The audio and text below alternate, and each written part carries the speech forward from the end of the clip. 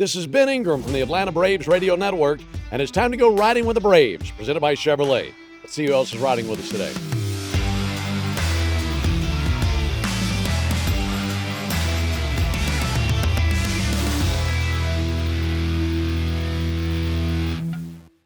All right, riding with the Braves, and joining us today is Braves reliever Aaron Bummer, and we are riding in the Chevy Traverse RS, and they tell me this thing's got room for 8 people. We could have picked up the whole bullpen in this thing.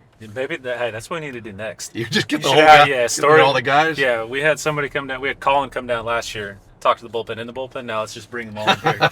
There's plenty of room for everybody to come in and chill in here. So we'll do bullpen meetings in the Traverse. They said Motor Trend's Best Tech 2025. So we had all sorts of bells and whistles. It's a beautiful car, especially the fact that I'm looking for something with 3 rows. Now all of a sudden with 2 kids, I'm like, okay, this has enough space. So we might sell you this thing by the end that's of the ride. Yeah, you might. All right, so how's balancing fatherhood and baseball? I mean, it's I think it's funny when they always sit there and say, like, all right, as soon as you have a second kid, you're playing man-to-man defense, and then all of a sudden it's like, oh, no, wait, actually, we are playing man-to-man defense of, I got a 4.5-year-old girl and then a 7-8-month-old boy, and honestly, it's just, it's life's biggest blessing, being a parent, so, being able to, honestly be able to follow my dream. And as my daughter gets older, she starts to understand a little bit more about baseball, and she knows, like, kind of, what we're doing. She understands winning and losing now. Yeah. So it's one of those things where it's like, it's really cool for her to be like, care. Right. Like she sees the good, she sees the bad, and it's all of a sudden when dad does good, she's really happy. When dad does bad, she's not the happiest girl out there. And she'll definitely let me know too, which is, which I think keeps me right. As if you need somebody else to let you know anything about baseball. Yeah, no kidding. True or false, you will try to force your son to be left-handed? Yeah, 100%. We were sitting there talking about it with my daughter on whether or not it's worth it for her to be left-handed. Uh-huh. Me and my wife were sitting there like, all right, is there any value in her being left-handed? Right. And we're like, all right, maybe I'm from Nebraska, and so, women's volleyball is such a big thing. And we're like, all right, maybe she can be like left-handed, and maybe that like helps her play volleyball or something along those lines. And we're like, no, what are we talking about? We're talking about like a 2-year-old girl right here. Like, we don't need her to be left-handed. We just need her to be happy, healthy, and like moving on in life. That's right. Okay, you mentioned from Nebraska. I noticed you finished high school in Arizona. Yeah. Okay, so what was that split like growing up? So essentially, I was born in California. Somebody came up to me yesterday and asked me about Valencia, California, where I was born. And honestly, I was like, man, I was there from 0 to 6. I got absolutely nothing for you in that. But my dad was transferred with work. He actually worked for GM for a while, and so he just kind of kept getting transferred for work, and then ended kind of like California to Colorado to Arizona, and then when I graduated high school, they moved to Texas. And so it was one of those things where, like, if somebody asked me where my hometown is, I claim Phoenix. You're right. It's just easier to sit there and say Phoenix compared to this. It's like, oh yeah, I was born in California, born all over here, but grew up in my eyes, I grew up in Phoenix, and then wanted to be one kind of flight or a day's drive away from my parents so that they can come see me play college ball. And that's how we kind of ended up at Nebraska. Okay, and you were drafted out of high school. Yeah. What, 30-something round? Yeah, 30-something, 31st round, I think. So you knew all along, I'm going to college. Yeah, honestly, it was one of those things where I got drafted, and my mom, like, I was in the shower, my mom all of a sudden screamed and said, "You just got drafted." I said, "What does that even mean?" It was like, it was something that we hadn't even really thought about, we hadn't talked about. Back then, it wasn't nearly as, like, regimented as I would sit there and say it was today. And we just kind of got drafted, and we're like, okay. Like, I'll never forget sitting there answering the phone call and being like, all right, like, well, what does that mean? What do I do? Half the people are sitting there saying, oh, you're going to New York tomorrow. And I was like, I don't think 31st round draft picks go to New York. Well, it was good to have an option, just in case. Yeah. And when it came down to choosing colleges, were you 100% in on Nebraska, or was it a tough decision? It was pretty tough. It was easy, but it was tough in the same right, to where it was something where it was, being in Phoenix, I'm not going to lie, I wanted to go to ASU. Mm-hmm. ASU had, 5 or 6 guys in front of me that they wanted to get through before, we started talking to ASU. And as kind of time went on, I really started thinking about it being like, okay, my parents are moving to Dallas. How do my parents, who have given me so much, you know, get to like enjoy me playing college baseball? Right. And that means that, okay, somewhere in the Midwest, somewhere in Texas, it's probably a good option for me to go, school wise. And my my uncle was always a huge Nebraska Cornhusker fan. One of the biggest ones. The stereotypical, sure, like just like a lot of Alabama fans, Georgia fans, all those guys that like, hey, if it's Saturday, like if it's a Saturday in the fall, Right. nothing else is happening other than this football. Yeah. And so, I kind of always had this like Nebraska, like, looking back on it, I always had this like Nebraska home, like, I had this thing in the back of my head that was always kind of put there, and went on a visit there and was like, okay, yeah, this place is a little bit different. Seeing college football Saturdays in a place like that, like it definitely, was something I'd never seen before, and getting the chance to go play for Darren Erstad was, kind of a no-brainer in my eyes. Right.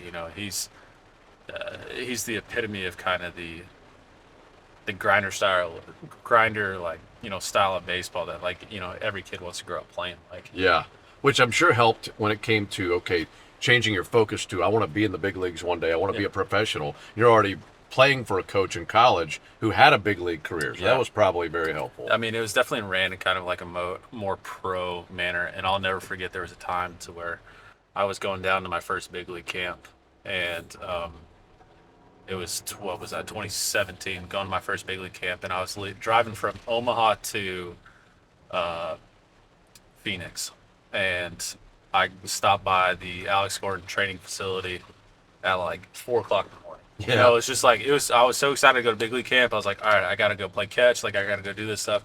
Left Omaha at 3, stopped at the Gordon training facility at like 4. At 4:30, Darren Erstad opens up the door and goes, what the heck are you doing here? And I'm like, what are you talking? I was like, I got to throw before I'm going down. Like, I'm going down to camp. Like, I got to throw. And he goes, I've never had somebody like beat me to the field before like this. He probably took a lot of pride in that. Yeah. And so it was something where it was like, it was in that moment where it was like kind of cool to be like, and he made mention of it later, and, a couple years later, and just being like, that was the moment that he knew that like I had, had a chance to where it was like, it wasn't just me going down to, Phoenix to go drive. It was something where it's like, I need to go throw and I need to go do this stuff, and it doesn't matter when it is. It was 4 o'clock in the morning on a Tuesday morning. Like, if that's Who is this psycho in here? Yes. But it was just that thing. But that's who he was as a coach. That's who he was as, a man and all those things. And I'm forever grateful for, being able to play for him. I mean, it's just, it was a blessing to go to Nebraska, and it was a blessing to go play for him, for sure.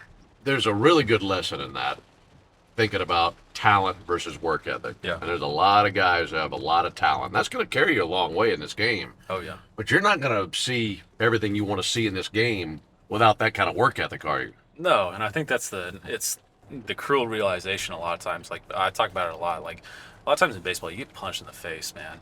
Like, it's whether or not you like it or not, whether or not you made the pitch, you didn't make the pitch, any of these things. Like, you get punched in the face all the time. And baseball is all about standing back up and being able to do it over and over and over, especially as a reliever. And it's the same thing in your work ethic and all those things where it's like, if you're a one-trick pony, you're going to, it's tough to be a one-trick pony these days. Yes. Unless you're the elite of the elite, where you throw 104 miles an hour. You got guys out there now throwing, they might throw 103 miles an hour, but they throw 50% breaking balls. Right. It's a different game these days. And if you're not continuing to evolve and continuing to grow and continuing to essentially ask more from yourself, then you're going to get kind of lost in the mix.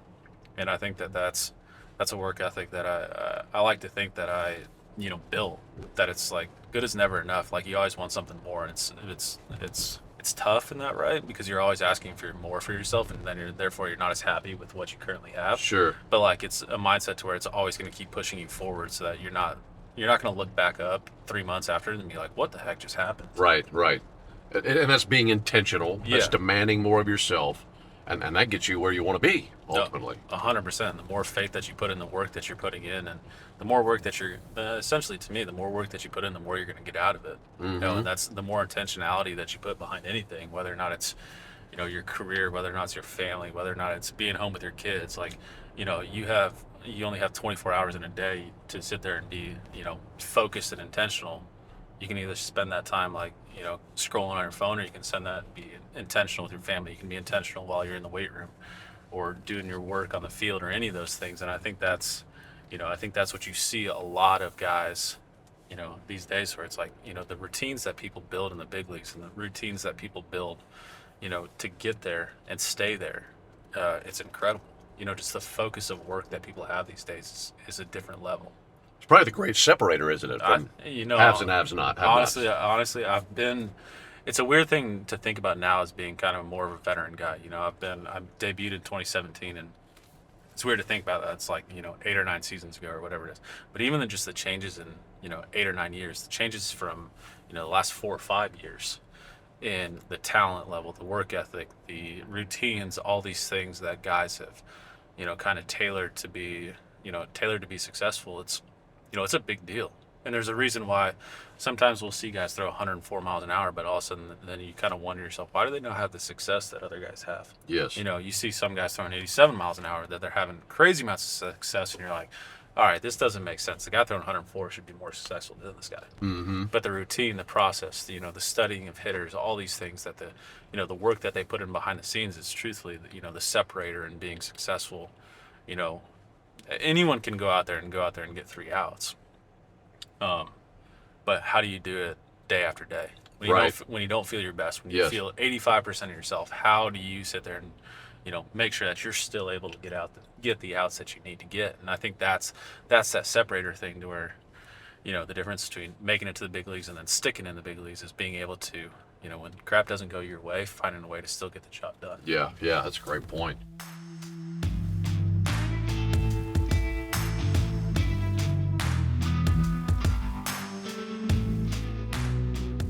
Speaking of being in the big leagues, you come up with the White Sox, and you pretty much grew up in the organization, didn't you?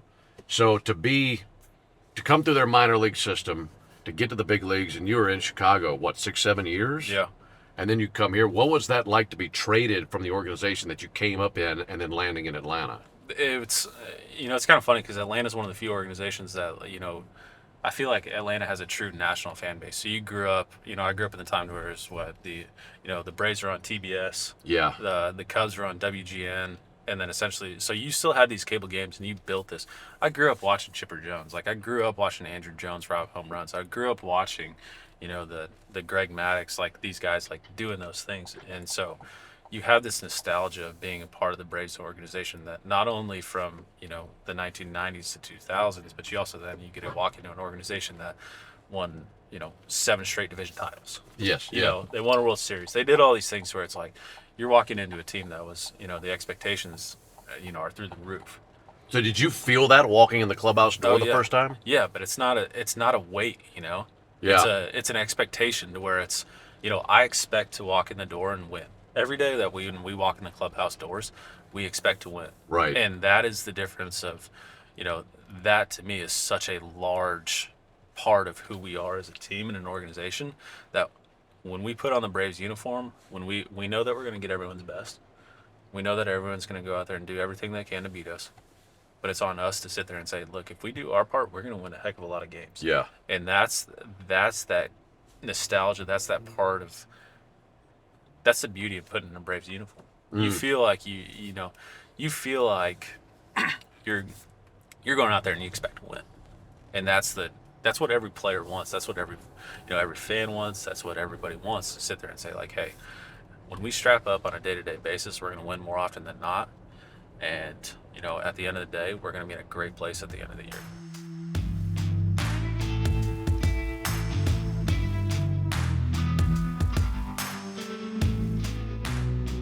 I don't know that there is a position that has a more unpredictable track to the end of the 9th inning day to day than relievers. Oh. You have no idea what you're going to be thrown into.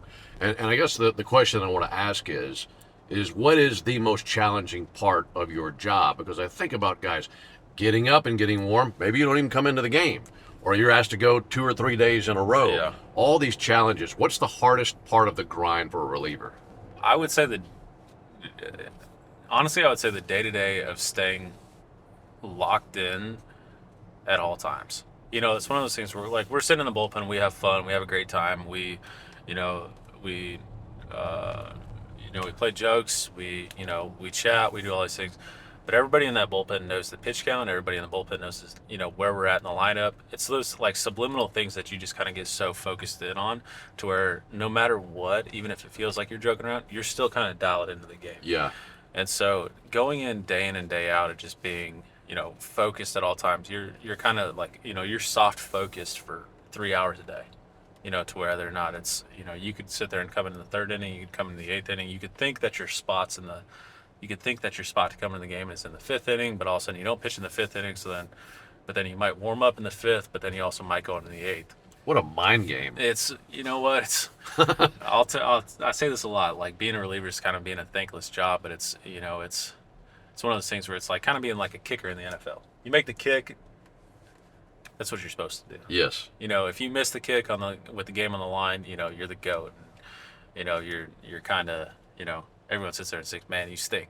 But like, but that's just part of the game, and that's the beauty of the pressure behind it, and that's the beauty of the, honestly, like the game that we play. That it's a game of inches. It's a game of you can make your pitch and, not get the result that you want. It's the fascinating part of it because you got to have a good bullpen to be a good team. Oh, heck yeah. Yet it's a thankless job. Yeah, it's the same thing. You got to have, people, how often in the NFL do they sit there and talk about special teams and like, like you got a bad kicker, you got bad special teams unit or whatever it is, but nobody like notices it until all of a sudden at the end of the year you look at the, you lost like, a handful of games because, you missed the punt coverage, or you didn't make a field goal, or your punter didn't do this, something along those lines, to where it really is to where it's, I think that it's kind of funny to where it's like, most of the time the games come a lot, or the games are on the balance or in the balance, when relievers are in the game. And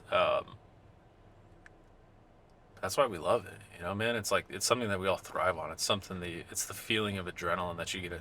There's nothing better than coming into adrenaline and being able to come out there and get out of a jam. Just like, getting out of a jam, or going out there, doing your job and like, striking out the side in front of the home fans. Like, dude, nothing feels better than being able to like, just kind of go lay it all out there and like, just expressing everything that you got that day.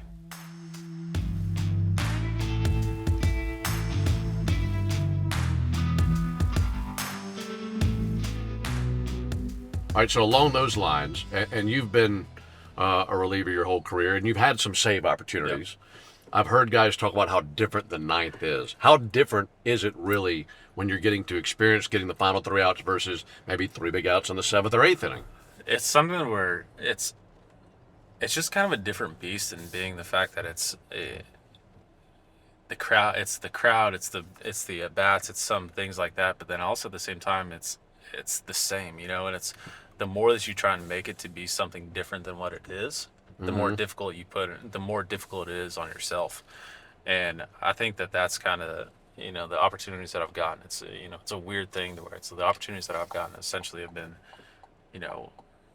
due to somebody else, due to some other circumstance or something along those lines. But the guys that go out there and throw the ninth consistently just have a different, their blood's a heck of a lot colder than what, what ours is. Yeah. What the normal person is, to fact, that they're ill-flappable, and it's just something to where it doesn't matter if it's the ninth inning, the eighth inning, whatever it is, but, it's the pulse, the ice in their veins, the ability to go out there and just do their job in the face of the, like, when the game's truthfully in the utmost balance, it's truthfully really impressive. And it's, we got some of the best in the business on our side, and it's awesome to watch those guys go out there and do what they do. Another challenging part, I know we're about to run out of time, but I got to ask you about this. Another challenging part of a reliever's job, you come into a game, it's rarely clean. I mean, it's there's always something bad happening. Do you feel like you get to a point where you're just desensitized from having inherited runners? Because no, you're never, honestly, never. Because truthfully, I swear by this. I'd so much rather give my own runs than give up somebody else's. Yeah, okay. And it's one of those things where it's tough, because a lot of times I gave a 54-mile-an-hour triple 2 days ago. And it's one of those things where you're like, all right, process behind it. Okay, was the process right? All those things, yes. Was the result bad? Absolutely. So you're sitting there saying, like, well, you're just, dang, like, that's not good.